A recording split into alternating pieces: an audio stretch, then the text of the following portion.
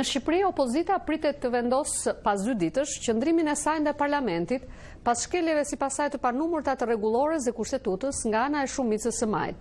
Drejtuesit e partive opozitare u mblodhen sot për të diskutuar rreth aksionit të përbashkët, ndërsa theksuan se nuk mund të vazhdojnë të jenë pjesë e një parlamenti që funksionon në shkelje të ligjeve. Njofton nga Tirana korespondenti ynë atje Armand Mero. Opozita mund të përshkallëzojë aksionin e saj kundër qeverisë e shumicës së majt pas disa javësh tensioni politik mes palëve. Opsioni i një bojkoti të parlamentit i paralajmëruar disa herë duket se është një zgjedhje e mundshme. Në selinë e Partisë Demokratike, drejtuesit e partive opozitare në drejtimin e kryetarit demokrat Lulzim Basha u mblodhen sot për të përcaktuar një qendrim të përbashkët. Po koordinojmë me aleatët tanë aksionin tonë opozitar sa i përket shkeljes së paprecedent kushtetutës, ligjit, rregullores kuvendit, para sjelljes anti-ligj, anti-kushtetut dhe në thelb anti-europiane të kësaj mazhorance, e cila rekordit saj të zi në opozitë si bllokuese e statusit, po i vendos një rekord tjetër të zi tashmë në mazhorancë si faktore, në fakt si dirigjente e rrezikimit të aspiratës mbar popullore shqiptarëve për integrim në Bashkimin Evropian.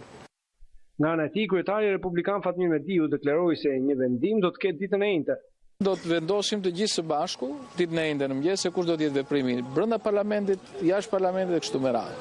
Por ajo që nuk kemi për të pranuar është që ne të vazhdojmë të jemi pjesë e një parlamenti i cili nuk do të funksionojë sipas rregullave të ligjit. Marrëdhëniet mes palëve kanë kohë që janë të acaruara. Vendimi i shumicës javën e shkuar për zhvendësimin e inspektorës së verifikimit të pasurive Zana Xhuka vetëm sa i ka hedhur benzinë zjarrit. Ministri për marrëdhëniet me parlamentin Ilian Celibashi tha sot se largimi i opozitës nga parlamenti nuk është i dëshirueshëm.